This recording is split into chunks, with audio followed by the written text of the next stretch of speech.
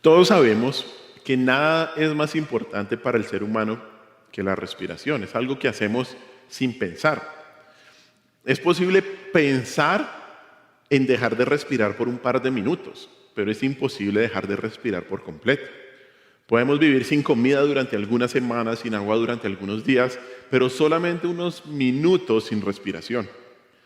Thomas Watson, un pastor puritano del siglo XVII, dijo que la oración es el aliento del alma. Seguramente ya me han escuchado decir eso. La oración es el aliento del alma. Lo que la respiración es para el cuerpo, la oración es para el alma. El cristiano no puede vivir sin orar. Y sin embargo, aunque sabemos que orar es tan importante, muchas veces la realidad es que oramos muy poco. Y una de las razones por las cuales oramos muy poco o no sabemos cómo orar es porque no sabemos a quién nos dirigimos en oración. Y los versículos que hoy vamos a estudiar nos hablan de la importancia de entender a quién nos dirigimos cuando oramos. Así que vayamos a Mateo, capítulo 6, y vamos a leer los versículos del 9 hasta el 15. Versículos del 9 hasta el 15. Dice así: vosotros pues oraréis así: Padre nuestro que estás en los cielos, santificado sea tu nombre. Venga tu reino, hágase tu voluntad como en el cielo, así también en la tierra. El pan nuestro de cada día, dánoslo hoy. Y perdónanos nuestras deudas, como también nosotros perdonamos a nuestros deudores. Y no nos metas en tentación, mas líbranos del mal. Porque tuyo es el reino y el poder y la gloria por todos los siglos. Amén. Porque si perdonáis a los hombres sus ofensas, os perdonará también a vosotros vuestro Padre Celestial. Mas si no perdonáis a los hombres sus ofensas, tampoco vuestro Padre os perdonará vuestras ofensas. Hagamos una corta oración. Señor, Padre nuestro, ayúdanos a orar como tú quieres que oremos. Y específicamente, ayúdanos a entender que nuestras oraciones deben ser dirigidas a ese Padre que está en los cielos. Ayúdanos, Espíritu Santo, a entender tu palabra para poder honrarte con nuestras oraciones. En tu nombre hemos orado. Amén. Creo que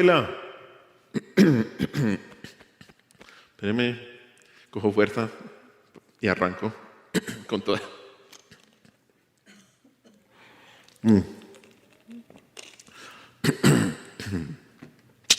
Bueno, pueden reírse si quieren. Bueno, listo, ahora sí, arranquemos. Creo que la mayoría de nosotros hemos escuchado, y sobre todo en nuestro país, estos versículos conocidos como la oración del Padre Nuestro.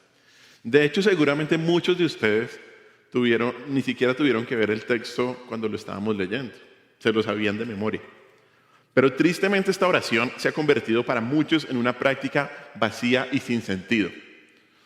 Obviamente, la intención de nuestro Señor nunca fue que este modelo de oración fuera tergiversado, sino todo lo contrario. De hecho, las primeras palabras del versículo 9 muestran que la oración del discípulo debe ser una oración diferente de la del pagano, ya que ahí en el versículo 9 dice, vosotros pues. Y ese vosotros contrasta con el de ellos del versículo 8. Ellos se refiere a los paganos del versículo 8, pero vosotros se refiere a los seguidores de Cristo. Y ese pues, cuando dice ahí Mateo capítulo 6, versículo 9, vosotros pues, indica que el mandamiento a orar debe ser totalmente diferente a la oración de los fariseos, a la oración de los gentiles, que usaban ¿qué? Vanas repeticiones para buscar impresionar a los demás y para manipular a Dios. Ese pues afirma que la oración del discípulo de Cristo debe estar en contraste directo con la verborragia, el egocentrismo y la pobre visión de Dios que se refleja en la oración que el Señor está denunciando versículos antes. Y mientras que el pagano repite vanamente porque no está seguro de ser oído y por eso es que repite constantemente sus rezos, el discípulo de Cristo tiene la certeza de poseer un Padre, de tener un Padre que lo escucha y que por eso ora. Esa palabra oraréis es un mandamiento, es un imperativo. Y cuando estábamos estudiando los anteriores versículos, Jesús mandó a sus discípulos a orar. Y el no orar, por lo tanto, es ¿qué? Un acto de desobediencia. Si orar es un mandamiento y si no oramos, por lo tanto, no orar, termina siendo un pecado. Que la oración sea un mandamiento nos debe llevar a hacer de la oración un hábito en nuestras vidas, una disciplina piadosa. La oración no debe ser un pasatiempo, sino un estilo de vida. Varios versículos en las Escrituras nos mandan y nos llaman a orar. En 1 Tesalonicenses 5:17 nos dice, orad sin qué, sin cesar, sin cesar. El Señor espera que sus discípulos oren, no es opcional. Y que lo hagan de una manera determinada, de una manera clara. Y por eso ese versículo también dice, primero dice, vosotros pues oraréis ¿cómo? Así, así. Ese así quiere decir que la oración del Señor Jesús es un modelo que debe ser emulado más que recitado. El Señor no dijo, ora esto, no, sino ¿cómo? Ora así, ora de esta manera. Y este modelo expresa las actitudes y las preocupaciones que deberían guiar las oraciones de los discípulos de Jesús. Si recitamos esta oración y la repetimos sin saber su significado, se convierte en un ejercicio vano de puras repeticiones como lo hacían los idólatras. Este es un modelo de oración que debe ser seguido, no repetido. Debemos usar esta oración como modelo, no como sustituto. ¿Cómo debemos orar entonces? ¿Cómo debemos dirigir nuestras oraciones a nuestro Señor? Este modelo de oración se divide en dos grandes secciones. Y cada sección tiene 3 peticiones. Las primeras 3 peticiones se enfocan en Dios. Y en la segunda parte, las últimas 3 peticiones se enfocan en las necesidades personales de los discípulos de Cristo. Pero antes de ir por cada petición, hay una introducción. Una maravillosa introducción que siempre ha sido pasada por alto. Y es esta introducción que dice, Padre nuestro que estás en los cielos. En esta pequeña introducción, lo primero que el Señor quiere que entendamos es a quién nos estamos dirigiendo. No solo que sepamos que nos debemos dirigir a Dios, sino cómo nos debemos dirigir a Él. Y entender a quién nos dirigimos es muy, muy, muy importante. Seguramente usted no se expresa de la misma manera cuando va a la tienda al vecino y le dice, veci, ¿tiene plátano? ¿Cierto? Así usted se alista para ir al presidente de su compañía a hablarle de cierta manera. Entender a quién nos dirigimos es muy importante. Y algo importante de tener en cuenta en esta introducción es que cuando venimos a orar, también no estamos hablando de Dios, no. No estamos participando en un diálogo teológico, no. Estamos hablando con Dios. Estamos hablando con Dios. Vamos a hablar directamente con Él. Y por eso es muy importante que entendamos con quién estamos hablando. Vamos a hablar directamente con Dios y por eso es tan importante saber a quién nos estamos dirigiendo. Nuestro Señor Jesús reúne todo en esta pequeña frase, en estas 6 palabras, y dice que la verdadera oración debe comenzar con un alto concepto de Dios como el Padre que está en los cielos. Él es el Padre que está en los cielos. Yo creo que tal vez por no entender esta introducción, por no ponerle atención, es que este modelo de oración solamente se repite una y otra vez, sin pensar en lo que se dice. Esta introducción advierte contra la repetición sin sentido. Y aquí el Señor no solo nos dice a quién debemos orar, sino que nos muestra que en cada oración debemos tener en cuenta que le estamos orando. En cada petición que nos muestra esta oración, debemos tener en cuenta que hay un Padre que está en los cielos. ¿Qué significa esta afirmación? Padre nuestro que estás en los cielos. ¿Por qué debemos tener en cuenta a quién nos dirigimos en nuestras oraciones? Y hoy vamos a estudiar 2 cualidades, 2 sencillas cualidades de Dios que debemos tener en cuenta cuando nos dirigimos a Él en oración. 2 cualidades que debemos tener en cuenta cuando nos dirigimos a Él en oración. Y la primera cualidad que debemos tener en cuenta de quién es Dios es que Él es un Padre. Es un Padre. Jesús se refiere a Dios como Padre 43 veces en el Evangelio de Mateo. 38 veces de esas 43, Jesús se refiere con un pronombre personal. ¿A qué me refiero con esto? Jesús dice, Cuando ora dice vuestro Padre, nuestro Padre, eso es un pronombre personal. Jesús utiliza ese vuestro en tercera persona cuando le habla a los discípulos. Él es nuestro Padre, su Padre. Pero también cuando se refiere a su relación única con Dios, Él dice mi Padre. ¿Qué significa esto? Que Jesús no vio a Dios como el Padre de todas las personas en general, ¿cierto? ¿Quiénes eran los hijos de Dios? ¿O quién podía llamar a Dios Padre? Aquellos que tenían una relación con Cristo, ya sean los discípulos o Él mismo. Él dice a sus discípulos, digan nuestro Padre. Y Él dice de sí mismo, Él es mi Padre. Y esto nos presenta dos conclusiones iniciales. Dos conclusiones iniciales importantes de rescatar. La primera es que Dios no es el Padre de todas las personas. Dios no es el Padre de todas las personas. Hoy en día hay algunos que creen que como Dios es el creador de todo lo que existe, también es el Padre de todos. Y esto lleva a pensar erróneamente que entonces, como Dios es el Padre de todas las personas, al final Él salvará a todas las personas. Pero aunque la Biblia es clara en que Dios es el creador de todo y que Dios ama al mundo entero, solo aquellos, escúchame bien, solo aquellos que nacen de nuevo son hijos de Dios.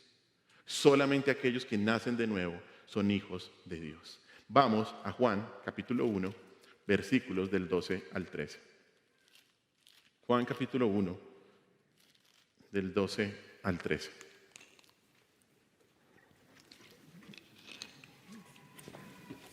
Dice así la palabra. Mas a todos los que le recibieron, a los que creen en su nombre, les dio potestad de ser hechos hijos de Dios, los cuales no son engendrados de sangre, ni de voluntad de carne, ni de voluntad de varón, sino de Dios. ¿Quiénes tienen la capacidad, la potestad de ser hechos hijos de Dios? Aquellos que recibieron a Cristo como Señor y Salvador, ¿cierto? Ahí lo dice.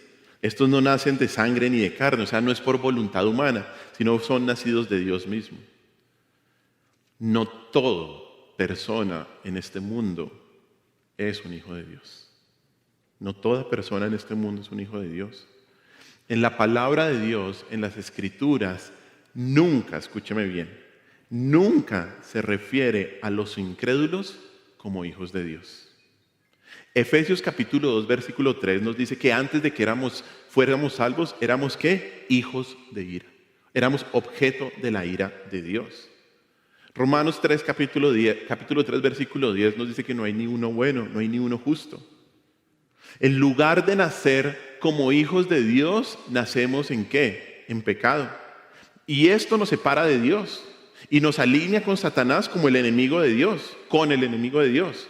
Nos alineamos de esa misma manera con él. ¿Cuándo nos convertimos en hijos de Dios?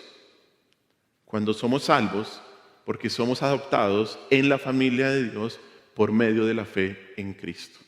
Solo por medio de la fe en Cristo. Mira lo que dice Gálatas 3:26. Gálatas capítulo 3, versículo 26. Gálatas capítulo 3, versículo 26.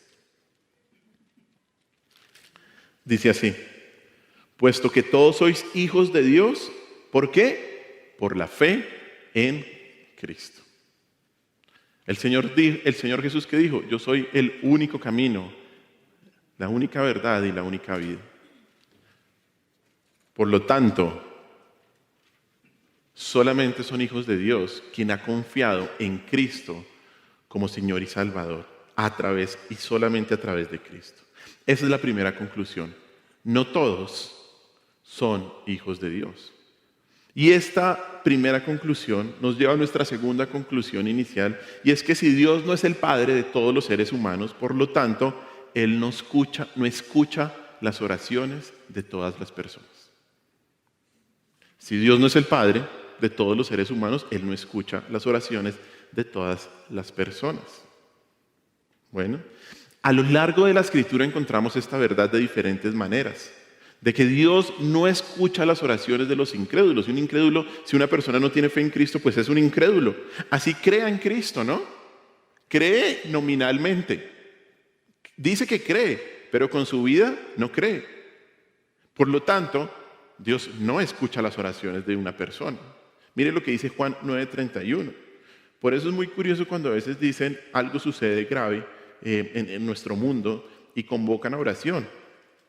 ¿A quién están orando? No tengo ni idea. ¿No? Gente de todos los credos.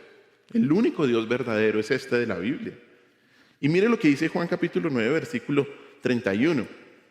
Dice así: sabemos que Dios no oye a los pecadores, pero si alguno es temeroso de Dios y hace su voluntad, a ese oye. Y cuando hablamos aquí, o cuando se habla aquí y en la Biblia de que no escucha al Señor a los pecadores, no, o sea, obviamente podríamos pensar, claro, todavía tenemos pecado, pecamos ocasionalmente, pero entendemos y ya nos hemos arrepentido de nuestro pecado y luchamos con nuestro pecado. Pero aquel que nunca ha entendido su pecado, el Señor nunca lo va a escuchar. Y esto podría hacernos dudar, o puede hacer dudar a algunos, y algunos han sacado esta mentira, dudando de la omnisciencia de Dios. Porque si Dios no escucha, ¿cómo así? Entonces la omnisciencia de Dios es una mentira. ¿No sabe Dios todas las cosas? Obviamente que sí, Dios sabe todas las cosas. Las Escrituras nos dicen que Dios sabe todas las cosas y que ninguna criatura está oculta a su vista. Dios conoce los pensamientos de nuestra mente y sabe lo que vamos a decir incluso antes de nosotros decirlo. ¿Cómo entonces la Biblia puede decir esto? Que Dios no escucha las oraciones de algunas personas o de los incrédulos. Vayamos a otro versículo. Isaías, en el Antiguo Testamento, dice capítulo 59, versículos 1 y 2. Isaías 59, 1 y 2.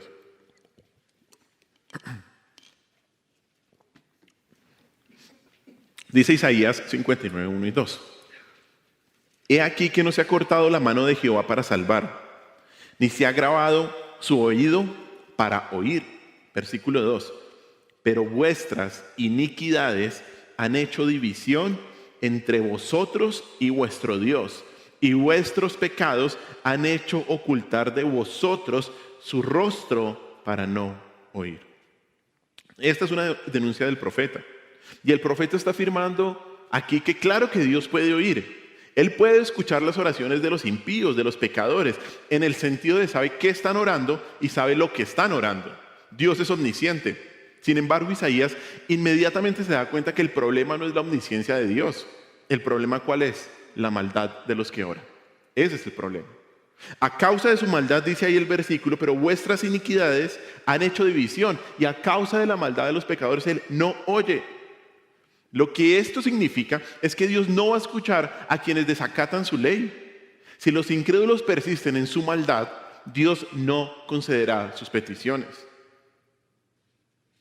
No las concederá. Dios solamente escucha a través de Cristo. Solamente. Pero sí hay una oración que un incrédulo puede hacer. Sí hay una oración que un incrédulo puede hacer. Y que será escuchada por Dios. Y esa es la oración del arrepentimiento. Vemos un ejemplo o varios ejemplos en la Biblia. Pero un ejemplo de esto, muy conocido, es el arrepentimiento del pueblo de Nínive y de su rey cuando escuchó las palabras del profeta Jonás al arrepentimiento. El pueblo se arrepintió y Dios no los castigó. Dios sabe y escucha todas las cosas, pero la única oración de los impíos que Dios va a escuchar es una oración de arrepentimiento genuino. Una oración de arrepentimiento genuino. Por lo tanto, y entiéndeme bien, si no eres creyente, debes arrepentirte. Debes arrepentirte. Y no solamente para que Dios escuche tus oraciones, sino porque tu vida eterna depende de eso. Tu vida eterna depende de eso. Si no te arrepientes de tus pecados, seguirás estando muerto, separado de Dios, y lo único que te espera luego de morir es la condenación en el infierno. Es lo único. Así que arrepiéntete. Entiende que la única manera en que aquellos que están muertos en pecado y no son hijos de Dios pueden llegar a un Dios santo es a través de Cristo y de su vida perfecta. Si te arrepientes de tus pecados, si tienes fe en la obra de Cristo en la cruz y que Él recibió la ira de Dios por tus pecados, la palabra de Dios dice que serás salvo. De lo contrario, no solo serás condenado, sino que nunca y ninguna oración de las que crees que haces será escuchada por Dios. A veces hay gente que dice, pero yo oré, pero yo recé, pero yo hice esto y se me concedió lo que yo quise. Probablemente tuviste lo que quisiste, pero seguramente no fue una oración concedida por Dios. Porque Dios te hubiera concedido llegar a sus pies a través de Cristo. Si Dios te hubiera concedido realmente una oración. Porque Dios a sus hijos los trae a Él, como ahorita hablábamos. No somos nacidos de carne y sangre, sino de Dios. Por lo tanto, entendamos, hermanos, que la única manera para orar es a través de Cristo. No todas las personas son hijos de Dios. Solamente quienes se han arrepentido de sus pecados, se han creído en Cristo como su Señor y Salvador. Y si eres salvo, eres hijo de Dios. Y Dios es tu Padre. Y tus oraciones, dice el texto, no solo son escuchadas, sino que son tomadas en cuenta ¿por quién? Por un Padre celestial. Por un Padre celestial. Eso es lo que dice Mateo. Vosotros pues oraréis así: Padre nuestro. Esto es una oración familiar y uno debe ser miembro de la familia de Dios para poder dirigirse a Él como Padre. Lo primero que hay que decir es que Jesús esperaba que sus discípulos oraran juntos como grupo. ¿Por qué? Porque dice Padre ¿qué? Nuestro. Esto es confirmado de hecho por el uso de 7 plurales más en los versículos del 11 al 13. Él dice ahí: el pan nuestro, dánoslo hoy. ¿Perdonas qué? Nuestras ofensas. No nos metas en tentación. Perdónanos y como nosotros perdonamos a nuestros deudores. Esto es una oración para hacer en grupo, para hacer en comunidad. Y aquí el Señor reconoce que la oración pública puede estar acompañada de genuina humildad y puede estar enfocada en Dios más que en el hombre. Ahora, vamos al punto central. ¿Qué significa que Dios es Padre? ¿Qué significa esta maravillosa declaración del Señor Jesús? Esa palabra Padre es una palabra clave en Mateo. De hecho, en Mateo capítulo 6, del 1 al 18, se repite 10 veces. Dios quiere que lo veamos como un padre a sus hijos. Y esa palabra viene del griego pater, que significa un hombre que ha engendrado un hijo, y es aquel que imparte vida y se compromete con ella. Aquel que imparte vida y se compromete con ella. Padre, como título para Dios, rara vez se usaba en el Antiguo Testamento. De hecho, se menciona alrededor de 14 veces y siempre se refiere a la nación como un todo. Dios era la nación, era el Padre de Israel, de la nación de Israel. Algunos estudiosos dicen que el trasfondo de la palabra griega para Padre que el Señor Jesús utilizó ahí es la palabra en arameo que significa Abba, Padre también. Y esta palabra es bien interesante, porque esta palabra era una palabra utilizada por un niño pequeño para dirigirse a su padre. Era una palabra familiar, una palabra cotidiana, que nadie se había atrevido a utilizar al dirigirse a Dios. Y esta manera de dirigirse a Dios como Padre debió haber sorprendido a la mayoría de la audiencia del Señor, porque afirmaba que uno puede dirigirse a Dios de la misma manera confiada e íntima como un niño se dirige a su padre. Mientras que los judíos de la época de Jesús dudaban en llamar a Dios su Padre y de hecho estaban enojados con Jesús porque Él lo hacía, Jesús afirmó que Dios era su Padre y enseñó a sus seguidores a acercarse a Dios como un niño se acerca a su Padre. Y la pregunta también importante es: ¿y qué significa entonces que Dios es Padre? El hecho que Dios sea nuestro Padre establece una relación familiar y personal. No es un Dios lejano como el de los gentiles. No es simplemente un poder superior. Ahora somos parte de la familia de Dios por Cristo. Y eso implica que Dios cuida de su familia como lo hace un buen padre. Ahora, es posible que algunos tengan malos recuerdos de su padre terrenal. Y la imagen de su padre les produce dolor y no alegría. Y esto ha hecho tener una imagen distorsionada de Dios como Padre, porque cargan con profundas heridas de sus propios padres terrenales que los decepcionaron una y otra vez. Nunca pudieron estar a la altura de las expectativas de su padre, nunca sintieron intimidad debido al egoísmo de sus padres. Pero por eso, nuestro Señor hace una clara distinción de Dios como Padre y un Padre terrenal. Y por eso lo dice más adelante, ahí en Mateo capítulo 7, versículos del 9 al 11.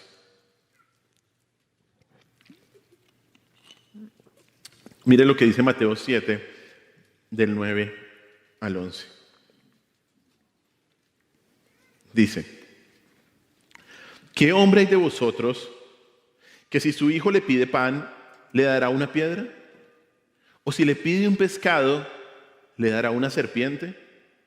Pues si vosotros, siendo malos, sabéis dar buenas dádivas a vuestros hijos, ¿cuánto más vuestro Padre que está en los cielos dará buenas cosas a los que le pidan? Así es, ¿no?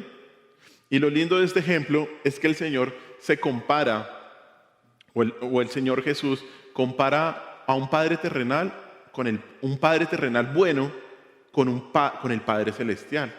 Y Él dice, un Padre terrenal bueno no va a darle algo malo a sus hijos, no va a engañar a sus hijos.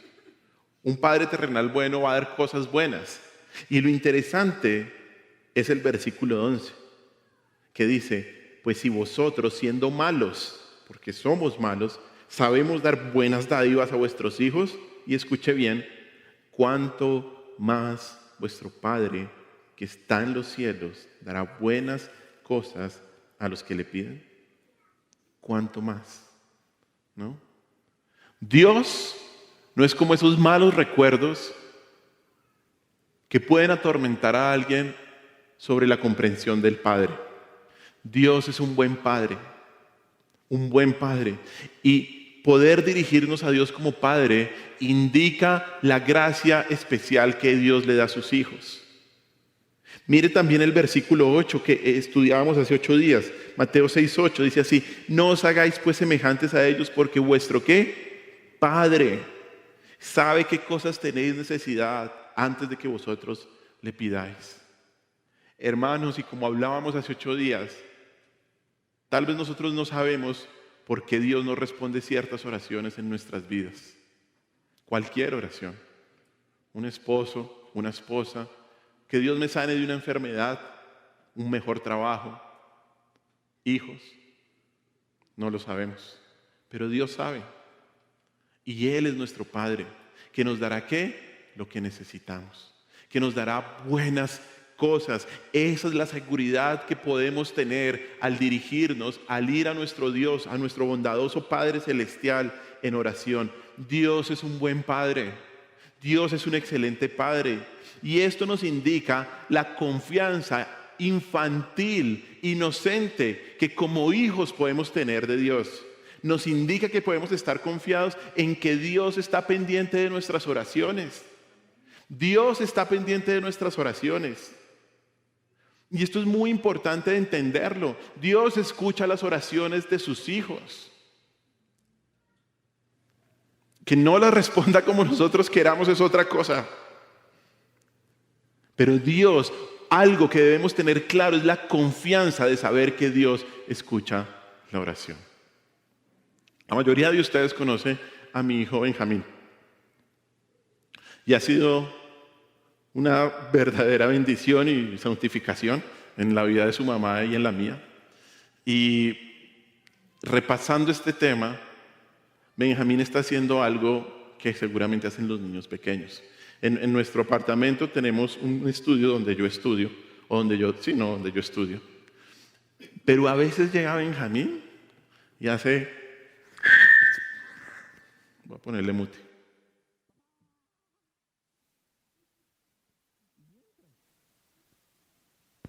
Porque ahí está su papá. Así.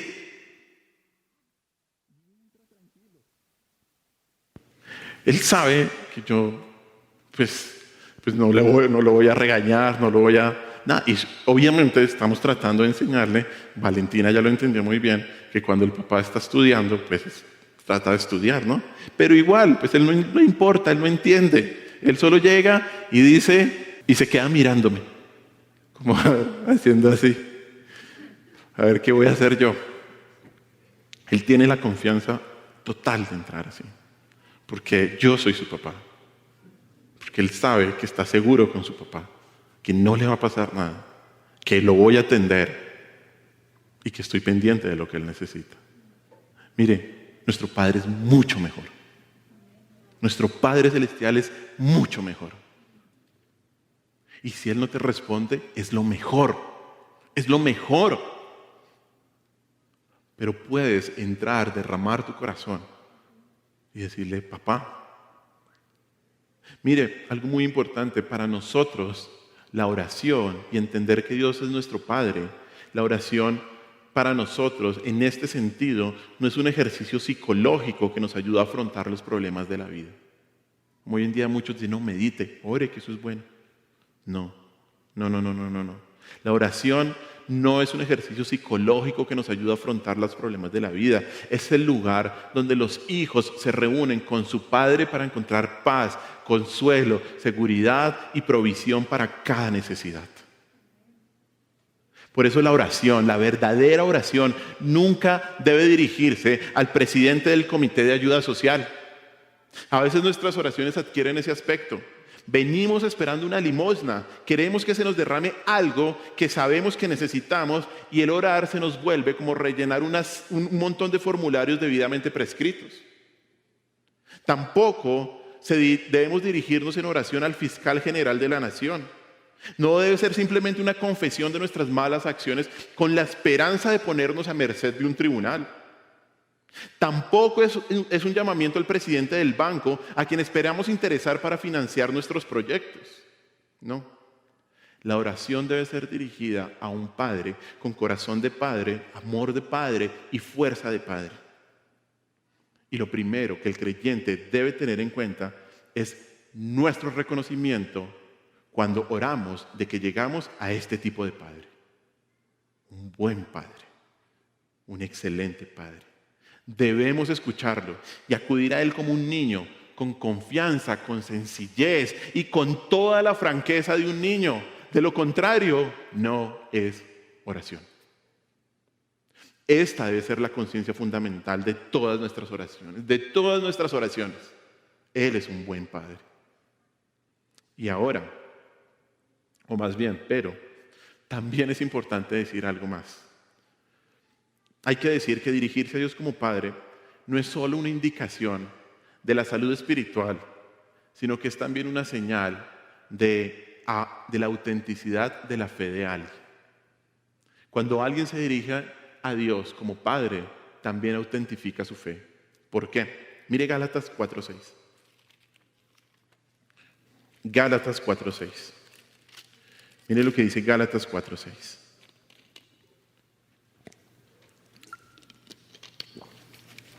Dice así, Gálatas 4:6, y por cuanto sois hijos, Dios envió a vuestros corazones, escuche bien, el Espíritu de su Hijo, el cual clama ¿qué? Abba, Padre. Abba, Padre. Y mire otro versículo, no está ahí, pero igual, Romanos 8:15. Romanos 8:15. Dice así, Romanos 8:15. Pues no habéis recibido el espíritu de esclavitud para estar otra vez en temor, sino que habéis recibido el espíritu de adopción por el cual clamamos ¿qué? Abba, Padre. ¿Cuál es el punto de esto? Que el impulso de invocar a Dios, y no solo invocar, sino tener la certeza de que Dios es nuestro Padre, el impulso de decir Padre es un signo de ser hijo de Dios. Ahí lo dice, ¿cierto? Porque es el Espíritu de Dios que me lleva a tener la seguridad de ¿qué? De que Dios es mi Padre. De que Dios es mi Padre. Y los verdaderos creyentes se sienten impulsados a decir Padre. Y esta comprensión es una de las grandes y principales obras del Espíritu Santo. Pregunta, ¿sabes que Dios es tu Padre? ¿Piensas en Él y te diriges a Él como Padre? Si no puedes responder afirmativamente, puede ser que Él no sea tu padre. Puede ser. Y necesitas prestar atención a estas palabras y entablar una relación con Él a través de Cristo. Pero si eres creyente, es vital que sepas, que dejes tal vez preconcepciones o incluso, como ahorita hablábamos, problemas con nuestros padres terrenales y te acerques a Él como un niño chiquito se acerca a su padre, con la seguridad de que tienes un padre que te escucha, te ama y te da la fuerza que necesitas para cada situación de tu vida. Debemos orar al Señor con ese sentido, saber que Él es nuestro Padre. Y es un Padre mucho mejor que el mejor Padre del mundo entero. Segunda cualidad que debemos tener en cuenta cuando nos dirigimos a Dios en oración, y es tener claro que Él está en los cielos. Padre nuestro que estás en los cielos. La idea de Dios como Padre muestra cuán cerca está de nosotros, pero el hecho de que esté en el cielo nos recuerda también su distancia. ¿Qué significa esto? Mire, Dios existe en otro nivel. Dios no es nuestro igual. Dios está más allá de toda la tierra, ya que la tierra no puede contenerlo. La tierra no puede contener a nuestro Dios. Mire lo que dice Hechos 17:24. Hechos capítulo 17, versículo 24. Dice así Hechos 17:24. El Dios que hizo el mundo y todas las cosas que en él hay, siendo Señor del cielo y de la tierra, no habita en templos hechos por manos humanas.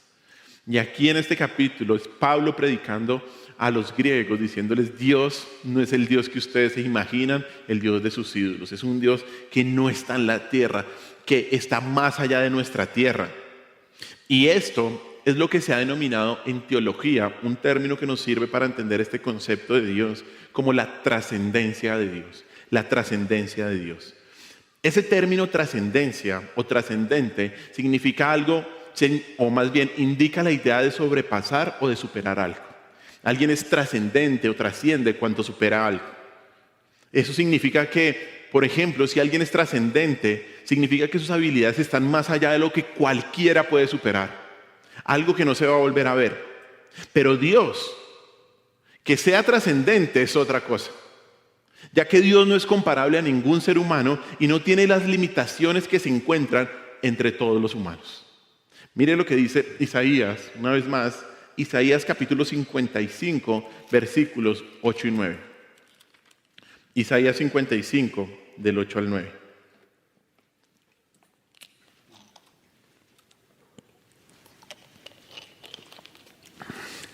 Dice así Isaías 55, del 8 al 9. Porque mis pensamientos no son vuestros pensamientos, ni vuestros caminos, mis caminos, dijo Jehová.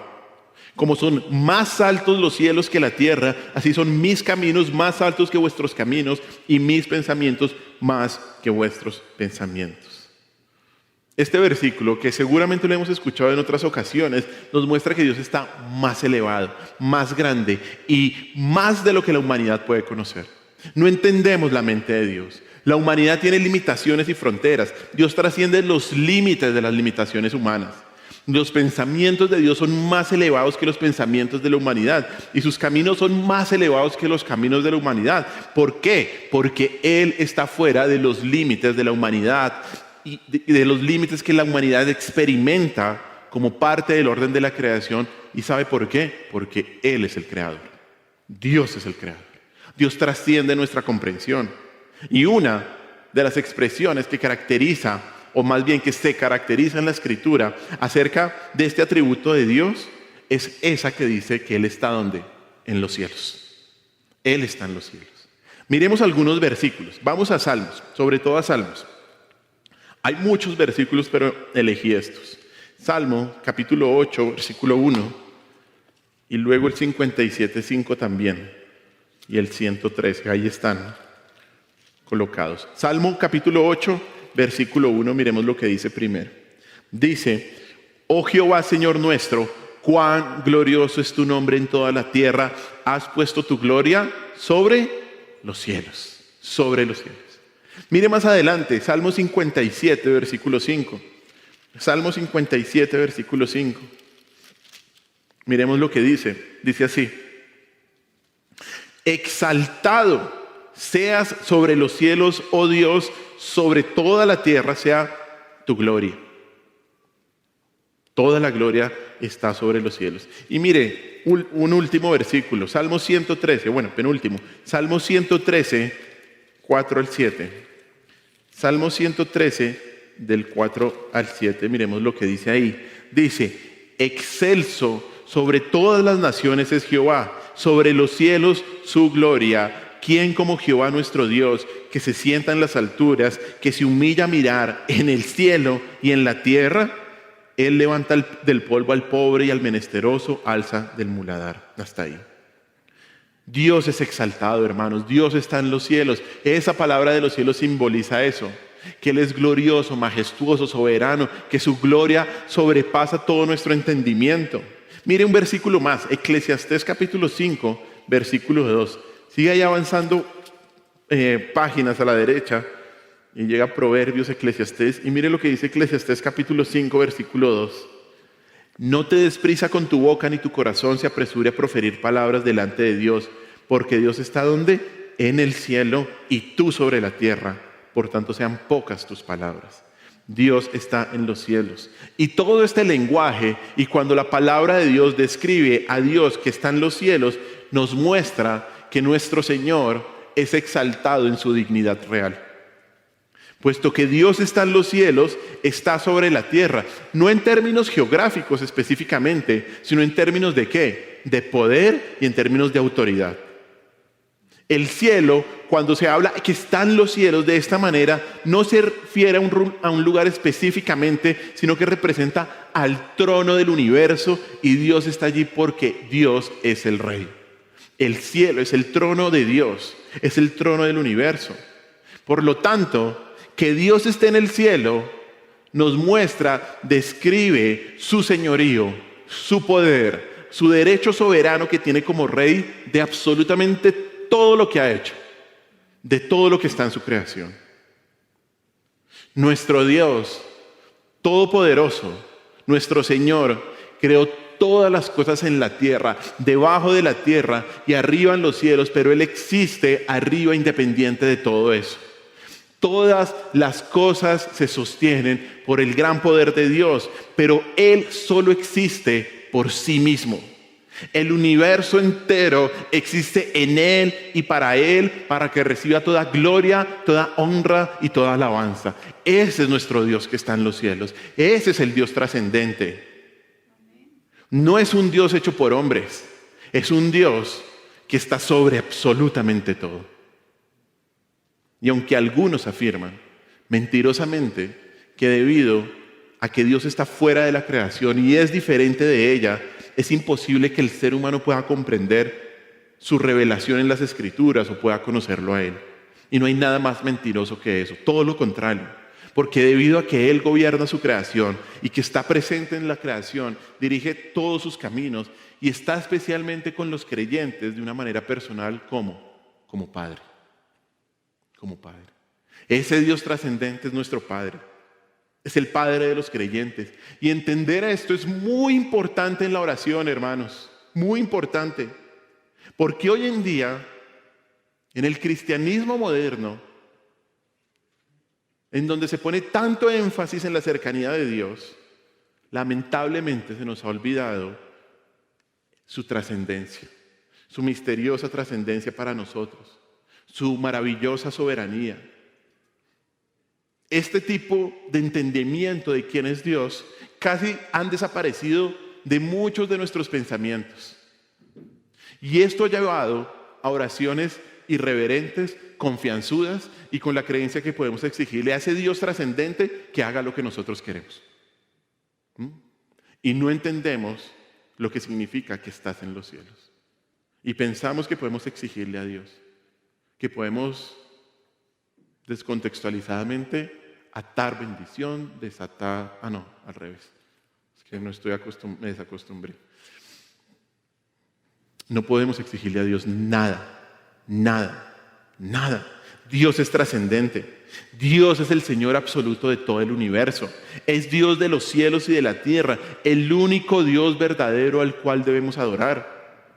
Y esto, hermanos, es muy importante en la oración porque nos recuerda, nos enseña, nos afirma que tenemos que orar con la devoción de un siervo yendo ante un rey. Debemos orar con la devoción, con la humildad, con la reverencia de un siervo, como un siervo hablaría con su rey. Claro que Dios es nuestro Padre, claro que sí, pero también es el Dios que nada lo puede contener y nadie le puede decir qué hacer. Nadie. Mientras que Padre señala la cercanía con Dios, en el cielo nos recuerda su trascendencia, su soberanía y su autoridad. Y esta comprensión de que Dios está en los cielos hace que nuestro privilegio en la oración sea aún mayor. Porque nos acercamos a ese Dios trascendente, como un hijo lo haría con su padre. Y eso nos lleva a ser aún más humildes y a que Dios sea mucho más digno de alabanza.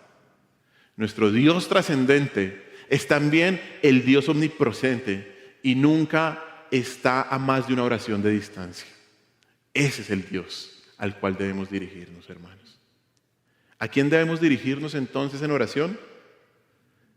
Esta corta pero profunda introducción nos enseña el equilibrio que necesitamos tener en la oración. Jesús nos enseñó a ir en oración con intimidad y confianza, como un niño pequeño va con su padre, pero también con reverencia y con humildad. Nos dirigimos a Dios, al Padre Celestial, que sabe las necesidades que tenemos y tiene cuidado de nosotros. Y al mismo tiempo oramos con el respeto, la veneración y la sumisión de un siervo a su rey. Esta introducción coloca el enfoque en Dios. Y eso es muy importante, hermanos. Colocar el enfoque en Dios como el fundamento de la oración es vital. Porque nos exhorta y de hecho expone nuestras fallas en muchas de nuestras oraciones que tan frecuentemente comienzan con ¿qué? No con Dios, sino con nosotros. Con nosotros. Nos apresuramos a orar por una serie de peticiones que tienen que ver con nuestros problemas, nuestras necesidades y nuestras irritaciones y deficiencias. Pero Jesús, ¿cómo comenzó la oración? ¿Dirigiéndose a quién? Al Padre que está en los cielos. Jesús nos muestra otro camino. Debemos comenzar ¿con quién? Con Dios. Solo con Dios. Debemos mirar el amor del Padre y la grandeza del Rey. Debemos ver su paciencia y misericordia con nosotros, junto con su poder y control absoluto de todo. Ese es nuestro Dios, nuestro Padre que está en los cielos. Y eso es lo primero que debemos saber cuando oramos. Hermanos, que esta corta introducción nos exhorta a saber cómo debemos orar y a quién nos estamos dirigiendo. Bueno, oremos.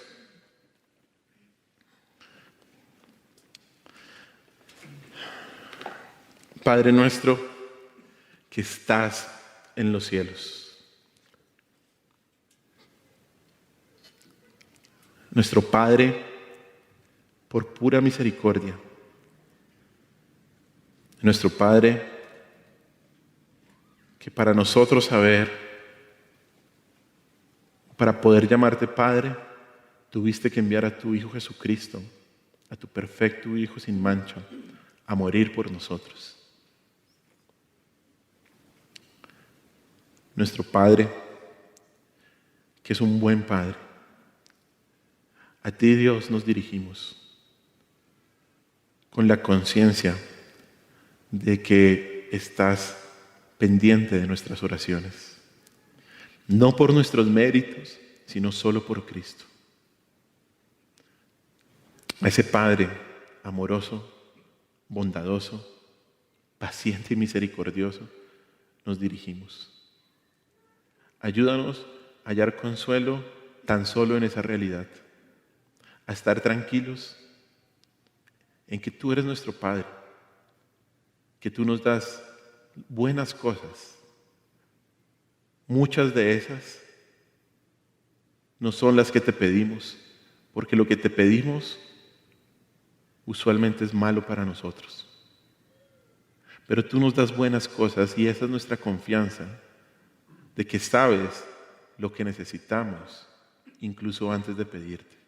Esa es la grandeza tuya, Dios, como Padre nuestro. Ayúdanos a descansar en esa gran realidad. Ayúdanos a estar tranquilos en esa verdad.